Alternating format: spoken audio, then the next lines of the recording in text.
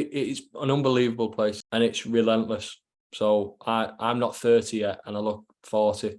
Relentless place to work, because we wanted to be the best at everything. We wanted to be not just good, we wanted to be the best at everything, and we wanted the best players and the best recruitment, and that takes a real commitment, and that's not for everyone, and that's fine. Like, that's absolutely fine. I will find it very hard not to be like that moving forward, like to have that kind of like, no, if we're doing it properly, and we're doing it thoroughly. I think the key bit for City that I think is, you're probably seeing the way I speak now and the way I plan, and is the clarity and the consistency. So what a player looks like in terms of position, what's expected of a right back at under 9, 10, 11, 12, what feeds into what could a player that we think could be a right back at under 14, what does that look like at 9? We all know. We all have the same language. So the playing style is consistent.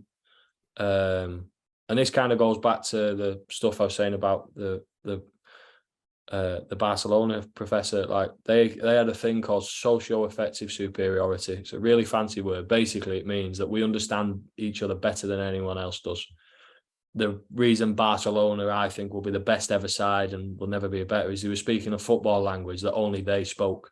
Like it's so clear, and that's what City was trying to get. I think the other bit they did really well as well is that when most clubs are looking at the structure, when you go in, you have a first team manager comes in and they have to change the board and then the academy. When the manager came in, Guardiola came in, you had a board who were already aligned, Rodolfo who'd set the academy up, and Jason ready to carry it on. The actual missing piece was the manager. That's where City was just like in Ferran, cheeky, the board, like just streaks ahead of like the time, which kills me as a Man United fan. It was the consistency and the clarity. So we all know what we needed to play like. The challenge was, and I think the big misconception was that people think that it's A to B to C to D, and you take all the creativity. It's not. So the best analogy I can give you about how I believe football should work, and you'll laugh at this, but I actually think it's quite fitting. If I was to put a picture up now of the Mona Lisa in the Louvre, what's it in? So it's in an art gallery, but it's in a frame. So you've got the most beautiful painting in the world, the most valuable painting, but you still got frame around it. That's what we did at City. We were really clear with our frame and our clarity. And that's what I try and do now. And that's what I believe football should be, is that it's the frame. What goes on in that frame is the players. The players own that. So if they want to throw paint at the wall, that's fine. It's not a billboard.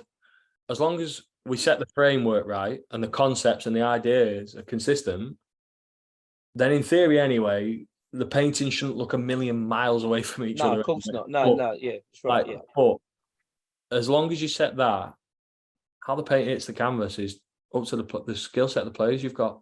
Like, I look at the Ben and Jamie with the under-18s. I've got a group of players that have got some really exciting dribblers, some really dynamic players, some really forward-thinking. They might not be as patient as maybe a previous group. So they might be a bit more relentless with their attacking. That's absolutely fine as long as it's within the... So there's a lot of talk at the minute about City making the box in midfield first team. Now, I'm not trying to say... I don't know what Pep's thinking is. Please don't be thinking that I've sat and had coffee with him and gone, he's shown me this is what this is. Far from it. But from my understanding, he had that last year. How he did it was different. He didn't have Haaland. So last year he had a false 9. So it's dead easy to drop... Like, it's dead easy to drop that player into the top of the box and you make the box that way. This year, he's got a player that has to play number 9 and on the last line because every team's petrified of him. Are they still playing the same way? Yeah.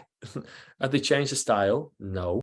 All they're doing is tweak it. And that goes back to, again, play it. And in fairness, you always hear Pep Guardiola say it, the players own it.